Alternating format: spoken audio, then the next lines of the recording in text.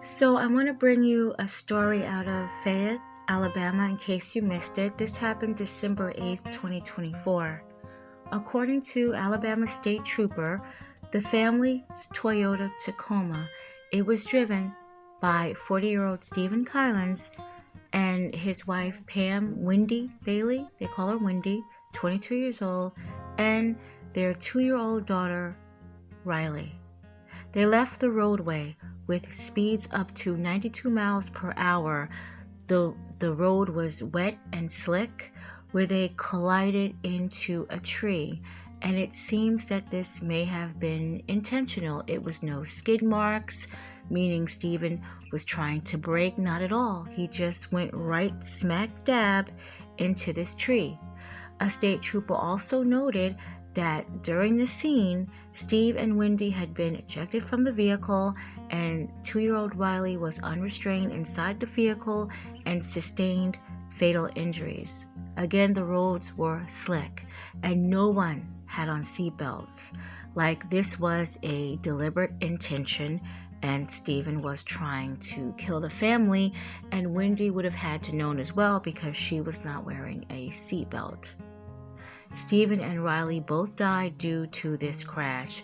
Riley was found again deceased at the scene. Stephen was taken to the hospital where he later passed away. Wendy was hospitalized following the collision.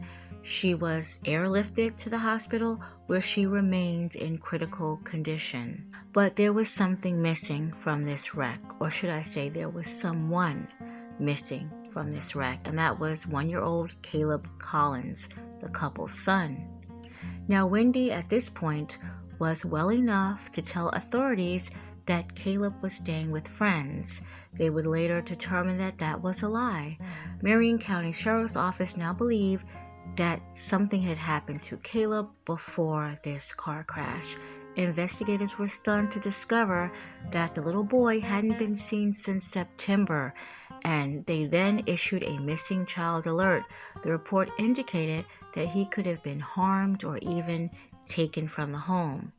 Authorities did arrest the maternal grandfather, John Elton Bailey, 55 years old, who was charged with failure to report a missing child and was kept under a bond of $100,000. Wendy Bailey had also been arrested as well. The bail amount had changed to $1.8 million. The grandfather was still not speaking. Now, court records indicate that the Department of Alabama Human Services were involved with this family, but the extent remains unclear due to the privacy laws. Law enforcement would conduct several searches on the family's property.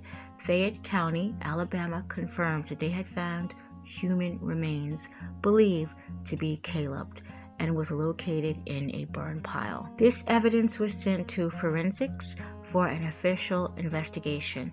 In the indictment, that concluded that Wendy and her deceased husband, that they may have tortured, willfully abused, and cruelly beat or otherwise willfully mistreat Caleb.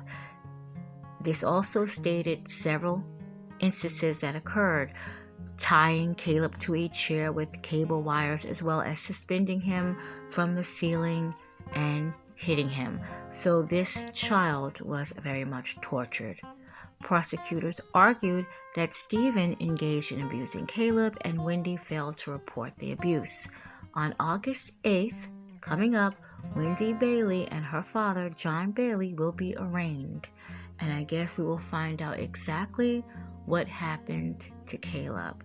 Until then, rest in peace and justice for Caleb Collins. I also want to say justice for Riley as well, because she did not know when she got to that vehicle with her parents that the intent was for her to die. So justice for these two little children. Very sad story.